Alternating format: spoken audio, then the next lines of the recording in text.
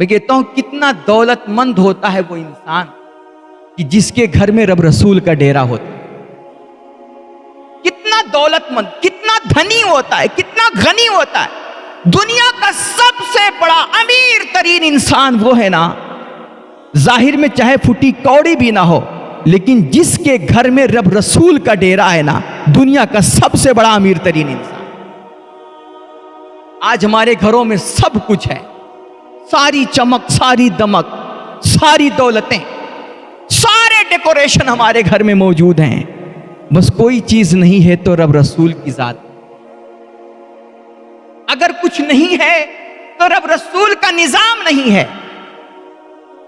अगर कुछ नहीं है, आप देखो ना कि बंदा कितनी बड़ी बड़ी बिल्डिंगें बनाता है, सारी तगोदो करता है, दुनिया हासिल करने के लिए बैंक बैलेंस जमा कर लेता है, लेकिन इसी दुनिया हासिल करने के चक्कर में, रिस्क के चक्कर में अपने राज़िक को भूल जाया करता है।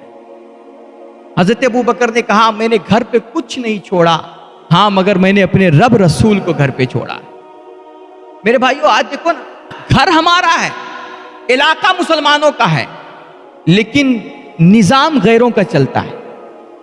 बच्चे हमारे हैं, रविश गैरों की है उनकी, हुकूमत हमारी है, कंट्री हमारी। और मैं तो कहता हूं ना, आज लोग कहते हैं ना कि सबसे ज्यादा दुनिया में जो देश हैं, जो कंट्रीज हैं, वो मुसलमानों की कंट्रीज है, वो इस्लामिक कंट्रीज हैं। लोग कहते हैं 57 इस्लामिक कंट्रीज हैं। मैं कहता हूं खबरदार, इनको इस्लामिक कंट्रीज मत कहा करो। ये इस्लामिक कंट्रीज नहीं है, ये मुसलमानों की कंट्रीज है।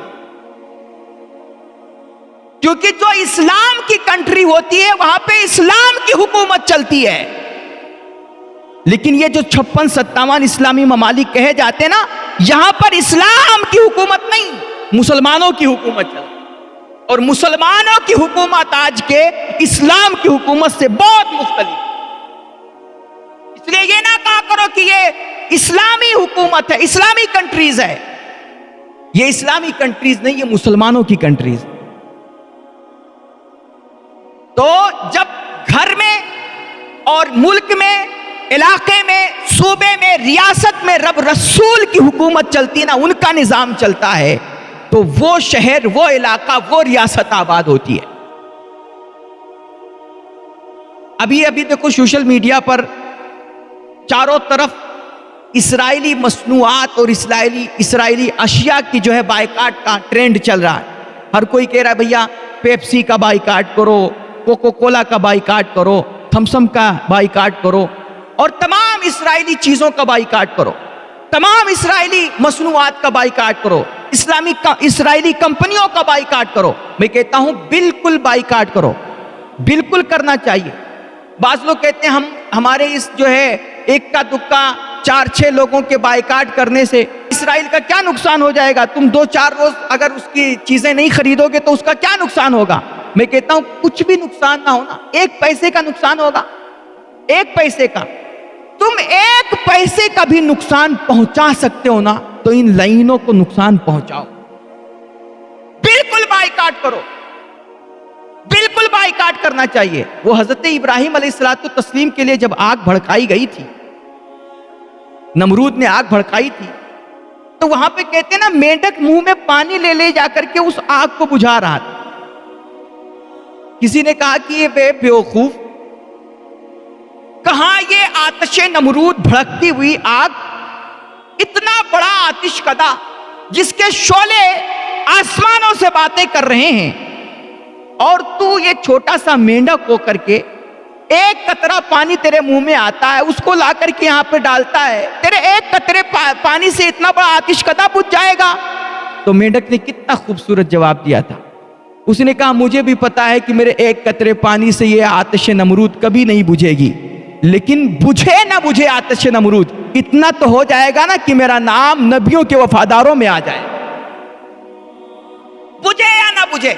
लेकिन हाँ, दुनिया कहेगी कि वो मेंढक वफादार जानवर है जो एक नबी के लिए तड़प रहा था और अपने मुंह में कतरे ला करके आतिश नमरूद को बुझाने की कोशिश की। तो मेरे भाइयों, तुम बाइकाट, तुम्हारे हो सकता है लोग कहें कि तुम्हारे 1-2 चीजों से बाइकाट करने से कुछ नहीं होने वाला, इजराइल का कोई नुकसान नहीं होगा। मैं कहता हूं कोई नुकसान हो या ना हो, कंपनियां बंद हो या ना हो, लेकिन 1 पैसे का नुकसान तो होगा। तो 1 पैसे का नुकसान पहुंचा सकते हो, पहुंचाओ इनको, इन लाइनों को। तो बहरहाल मैं अर्ज ये कर रहा था कि लोग कह रहे हैं कि इस्राएली मसनूआत का बाइकाट किया जाए, और करना चाहिए। यह भी नफरत का एक तरीका है, अपनी नफरत का इजहार करना चाहिए, गम गुस्से का इजहार करना। इस्राएली मसनूआत का बाइकाट करो, इस्राएली चीजों का बाइकाट करो, पेप्सी कोको कोला का बाइकाट करो। लेकिन मेरे भाइयों, अगर तुम्हें इस्राएल से हकीकत में नफरत है ना, तो सिर्फ इस्राएली मसनूआत का बाइकाट नहीं, बल्कि इस्राएली किरदार का भी बाइकाट, इस्राएली कल्चर का भी बाइकाट करो, इस्राएली फिक्र का भी बाइकाट करो, इस्राएली सोच और ख्याल का भी बाइकाट करो। तुम अपने घरों में, अपने मोहल्लों में, अपनी रियासतों में निजाम मुस्तफा कायम, रब रसूल को लाओ अपने घरों में।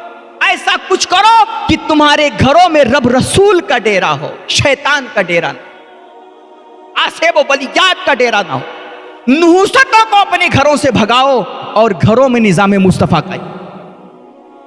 कितना बड़ा धनी होता है वो इंसान कि जाहिर में उसके घर में कुछ ना हो, फुटी कौड़ी भी ना हो, लेकिन घर में रब रसूल का डेरा। वो घर दुनिया का सबसे अफजल तरीन घर माना जाता है जिस घर में रब रसूल का डेरा हुआ।